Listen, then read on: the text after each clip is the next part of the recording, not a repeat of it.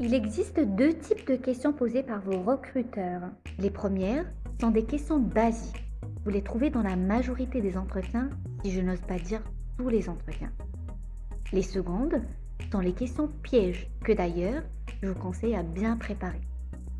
La première question, présentez-vous.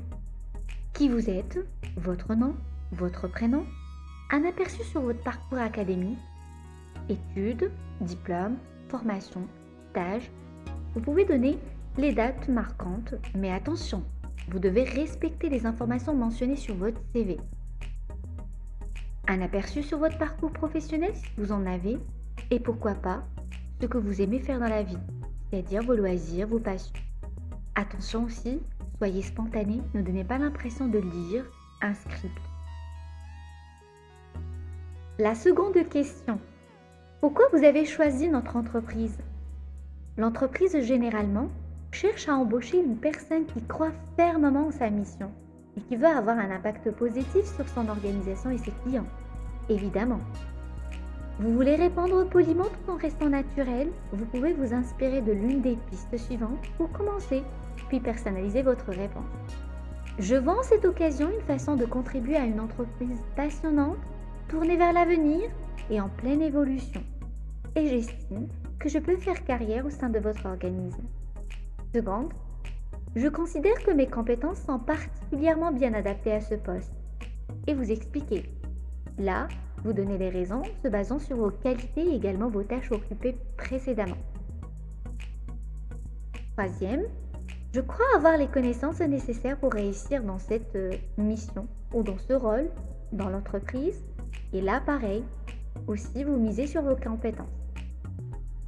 Vous pouvez dire également que vous êtes enthousiaste à l'idée d'occuper ce poste, car il vous permet de, et là vous dites, vous listez bien évidemment, si c'est un poste relatif au management, vous listez les points forts que vous avez en management. Question numéro 3. Quelles sont vos qualités et défauts? L'objectif du recruteur lorsqu'il vous interroge sur vos qualités et défauts en entretien d'embauche est de voir si votre personnalité collera avec les valeurs de l'entreprise et sa dynamique.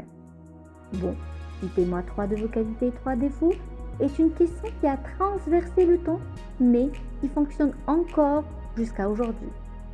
Vous aurez peu de chances de passer à côté. C'est pourquoi mieux vaut être préparé.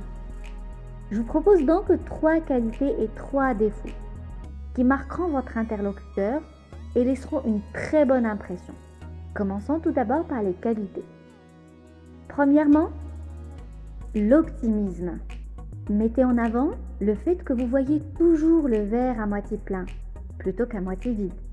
Vous voyez les choses du bon côté et avez-vous une solution pour tout. Second, l'adaptabilité. Alors, l'adaptabilité dans les entreprises, les changements de stratégie et d'organisation sont permanents. Si vous êtes flexible, adaptable, vous marquerez forcément des points auprès du recruteur. Alors n'hésitez pas à illustrer votre propos par un changement récent dans votre entreprise actuelle. Exemple, changement d'activité auquel vous avez fait vos preuves. La curiosité. Vous êtes en capacité d'apprendre et de vous former sur des nouvelles techniques, de nouveaux processus. Le recruteur verra en vous un candidat capable d'acquérir de nouvelles compétences et d'évoluer sur de nouveaux postes internes et pourquoi pas externes. Le bon relationnel. Vous savez créer des liens avec les autres? Vous êtes à l'aise lors des réunions? Sur certains postes qui nécessitent de travailler en mode projet, c'est une qualité clé. Idem si vous visez des fonctions managériales. La conviction. Un convaincu est forcément convaincant. Un recruteur rassuré aura envie de vous embaucher. Montrez alors que vous aimez ce que vous faites et surtout que vous maîtrisez parfaitement votre sujet. Un conseil à vous donner? Ne pas donner un nombre trop important de qualités à votre interlocuteur et servez-vous de ce que votre entourage, c'est-à-dire vos pairs, vos équipes, votre manager, dit de vous. Cela montrera aussi que vous êtes très attentif au feedback des autres. Passons maintenant aux défauts. Alors je vous conseille de choisir des défauts qui donnent bonne impression. Bon, entre autres, c'est des qualités. Donc exemple, je suis ambitieux. Pour un recruteur, avoir de l'ambition est plutôt positif. Il démontre la capacité du candidat à avoir confiance en soi et à vouloir performer sur long terme. Deuxièmement, je suis impatient. Le candidat impatient aura tendance à exécuter rapidement ses tâches et trouvera rapidement des solutions. J'ai un fort caractère. Cette notion suggère que vous saurez prendre le leadership d'un projet ou d'une équipe, ou que vous vous imposerez et ne lâchez pas facilement l'affaire. Je suis gourmand. Exprimer ses défauts avec un peu d'humour peut être judicieux. Un conseil à vous donner. Supprimez de votre discours les termes très péjoratifs, tels que colérique, arrogant, opportuniste, têtu, anxieux. Ce sont des termes forts. Or, il vous faut atténuer vos défauts. Par exemple, au lieu de dire « je suis susceptible », préférez « je prends parfois les choses trop à cœur ».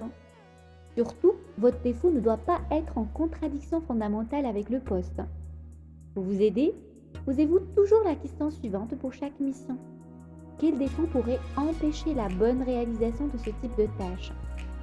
Concrètement, si vous visez un poste de leader développé, il vaut mieux ne pas mettre en avant votre manque de leadership, tandis que cela sera moins contraignant pour un poste d'ingénieur de développement par exemple. Il est également judicieux de donner quelques anecdotes. Là aussi, il est inutile d'en donner à chaque fois, car cela paraîtra très préparé. Gardez par exemple votre anecdote pour la fin et contentez-vous d'énumérer vos premiers défauts d'entretien. Je vous donne un exemple. Si vous êtes impatient, vous pouvez transformer cela en défaut d'entretien. Par exemple, j'ai parfois du mal à faire preuve de patience, j'aime voir les résultats rapidement. Question numéro 4. Que recherchez-vous dans un travail? Alors, rien de plus simple que de répondre à cette question. Retrouvez ce qui rend le poste pour lequel vous candidatez spécial et ajoutez-le à votre réponse. Je vous donnerai quelques exemples de phrases qui pourraient convenir et à adapter au contexte, au poste et à l'entreprise. Exemple, je cherche un poste dans lequel je pourrais utiliser mes compétences au mieux, en particulier mon talent pour la sculpture de chatons en pâte fimo.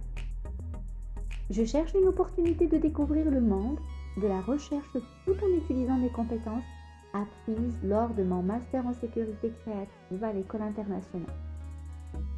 Je voudrais découvrir des innovations comme celles de votre entreprise et utiliser mon expérience préalable dans le domaine de la technologie pour aider à l'amélioration de lancement de vos produits.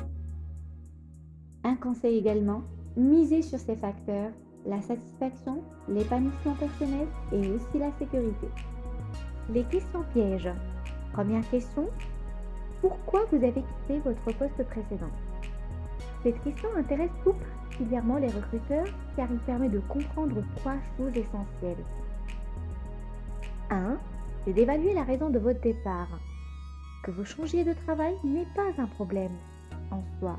L'intérêt est de savoir comment et pourquoi avez-vous changé ce travail. Il cherche à vous cerner en tant que personne et même en tant que professionnel. Secondo, c'est déterminer si votre départ était votre décision ou celle de votre précédent employeur.